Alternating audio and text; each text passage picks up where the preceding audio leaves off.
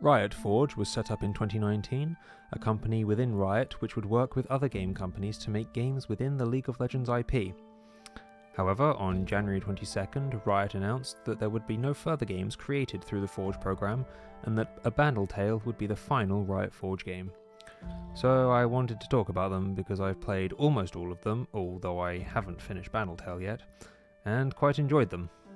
So without further ado... The first game made by Riot Forge was Hextech Mayhem. It's a rhythm game, and that's literally all I'd know about it because I never played it, so I can't talk about it with any authority. It's a rhythm game. If you like rhythm games, it's probably pretty good.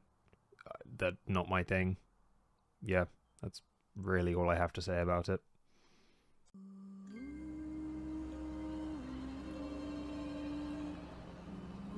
Ruined King was the first Riot Forge game that I played. It came out around the Ruination event, actually I think it came out a little bit after it, but it was almost certainly the best part of it. It's a turn-based RPG that has you play as 6 champions, fighting against the Ruination as well as dealing with some other stuff that happens in Bilgewater around the same time. As with all RPGs, there's a bunch of side quests, so even when you finish the story, there's still stuff to do. But in my opinion, the story is absolutely the biggest draw. The game expands on the stories of almost all of the playable champions, sorry, Plank and Braum, as well as other characters who are central to both Bilgewater and the Shadow Isles. I highly recommend playing this game, it's very fun. Now for Convergence. This was the Riot Forge game I was most looking forward to. Echo is one of my favourite champions, and time travel is a really interesting concept when you do interesting things with it. That sentence got away from me just a little bit. Anyway, I'm very excited for Arcane Season 2. I think it's going to be great. Convergence is a platformer where you play as Echo, running through the streets of Zorn as you try to stop a potential catastrophe, accompanied by your future self. I told you time travel is cool. Does this make sense in the greater canon? Absolutely not.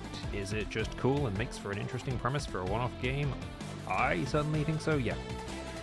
As you progress through the game, you unlock various different abilities that help you with maneuvering through the map, which means there are some areas you have to return to later on. Scattered throughout the levels, there are hidden chests and platforming challenges which reward you with neat little collectibles, so there's a lot to keep you occupied. And also, it's a platformer. Platforming games are just fun to keep playing. See Kirby's Return to Dreamland and Mario Bros. Wii, 2 games I have played so many times, and they are fun every single time. So, Convergence, yeah. Yes. Convergence was good.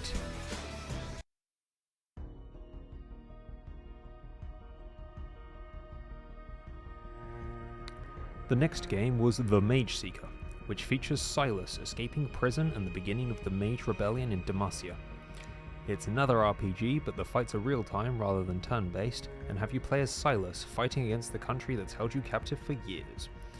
As with Ruined King, it features events that are canon to the League universe, and also expands on some of the relationships between champions that play major roles in the game. There are a couple of paths of side adventures, but I think the focus of this game is on telling the story, which it does very well. There are random collectibles that you can find within each level which provide information on the world building, but if you find them as you play through each level the first time, then there's not really a reason to continue in the game once you beat the story. It's still a very enjoyable game though. Song of Nunu.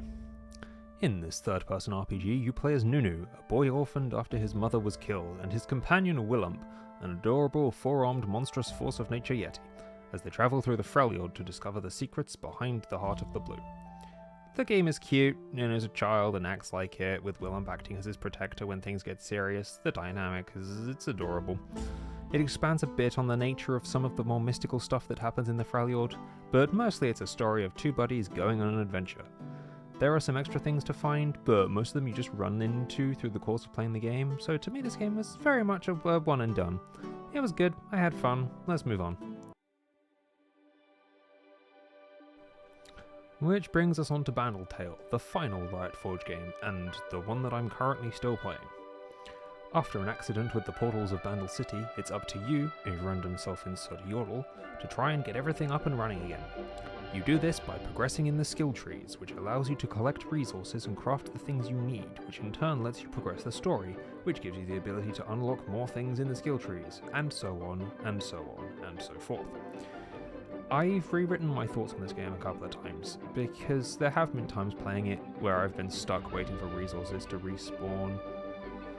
That being said, while sometimes the game does feel like it's just a constant grind for resources, the fact that there is a lot to do, and which means that you can be working towards multiple goals simultaneously, makes it feel like it does a pretty good job of ensuring the game doesn't feel too tedious, and the story about working together is pretty adorable too.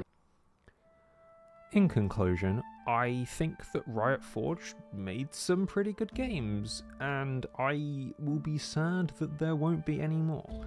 However, I do look forward to seeing what else Riot does with their IP, because I think they've built a very interesting world and there are interesting things they could do with it.